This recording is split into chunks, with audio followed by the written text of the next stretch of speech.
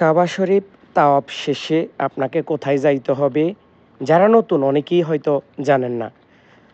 তাওয়াফ শেষে আপনাকে সরাসরি যেতে হবে সাফা মাওরা।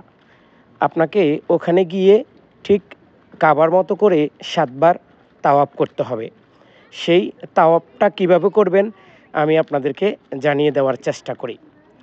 যেকোনো সাফা থেকে আপনি মারওয়া যাবেন, মারওয়া থেকে সাফা আসবেন। তো ১ম এ সাফা পড়বে। এই সাফা থেকে আপনি যাবেন মারওয়াতে ১ বার। মারওয়া থেকে ১ বার আসবেন ২ বার। ঠিক গণনাটা হবে এইবার।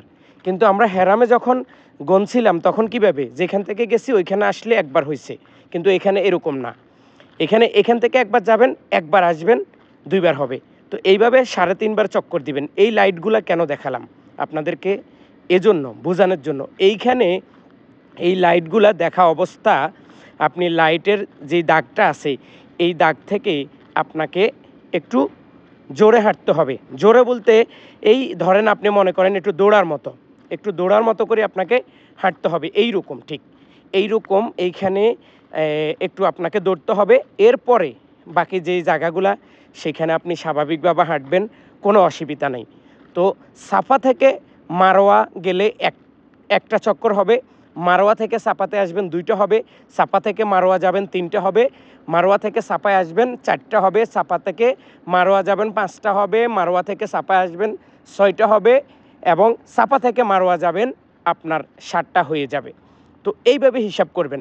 আপনি যদি হেরামের মতো করে হিসাব করেন তাহলে এখানে আপনার অনেক বেশি সময় লাগবে এবং অনেক বেশি সময়। কিন্তু হাদিসে যেইভাবে করার নিয়ম আপনি ঠিক ওইভাবেই করতে হবে। কারণ আমরা যদি অন্যভাবে করি তাহলে তো আর আমাদেরটা হবে না। তো সেজন্য ইসলাম যেইভাবে প্রচার করতেছে বা যুগ যুগ ধরে যেইভাবে নিয়মকানুন ঠিক ওইভাবে আপনাকে ওমরা পালন করতে হবে। কারণ আমরা নতুন অনেকেই জানি না যে ওমরা পালন করা বা অন্যকে জিজ্ঞাসাও করি না। কিন্তু ইসলাম এটা বলে নাই। ইসলাম বলছে আপনি কোনো কিছু জানেন না, আপনি কোনো কিছু বুঝেন না, আপনি কোনো কিছু পড়তে জানেন না, আপনি অন্য একজনকে জিজ্ঞাসা করেন। জিজ্ঞাসা করার পরে আপনি আপনার কাজ শুরু করেন।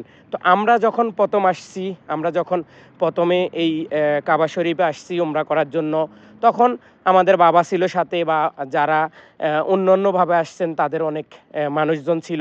তো সেখান থেকে আমরা হয়তো অনেক জিনিস না জানলেও তাদের কাছ থেকে শিখছি এবং পরবর্তীতে ইউটিউব, ফেসবুক বিভিন্ন সোশ্যাল মিডিয়াতে আমরা এখন যেরকম নিউজ করি, ঠিক আমাদের অনেক ভাইয়েরাও কিন্তু এরকম নিউজ করে। তো নিউজ করলে আমরা সেখান থেকে শিখছি। এখন আপনাদেরকে সেই বিষয়গুলোই আমরা একটু ধারণা দিতেছি। তো আপনারাও ঠিক এইভাবে সাফা থেকে মারওয়া একটা, মারওয়া থেকে সাফা একটা এইভাবে হিসাব করবেন। এইভাবে হিসাব করবেন মাঝখানে জমজমের পানি থাকবে। আপনি চাইলে জমজমের পানি খাইতে পারেন, সব কিছু করতে পারেন। এইখান থেকে শেষ করে আপনাকে সোজা চলে যেতে হবে হেরামের বাহিরে চুল কাটার জন্য। আপনারা হয়তো অনেকেই জানেন না হেরামের ভিতরে এবং আশেপাশে আগে যে নাপিত বা যারা চুল কাটতো এখন কিন্তু তারা এখন আর ওই জায়গায় বা হেরামের ভিতরে চুল কাটা একদম নিষিদ্ধ। কারণ সৌদি সরকার থেকে এবং সৌদি আরবের হেরাম কর্তৃপক্ষ জানিয়ে দিয়েছে এখন কোনো মানুষ এইসব জায়গায় চুল কাটতে পারবে না। চুল কাটার জন্য আপনাকে সরাসরি সেলুন দোকানে যেতে হবে।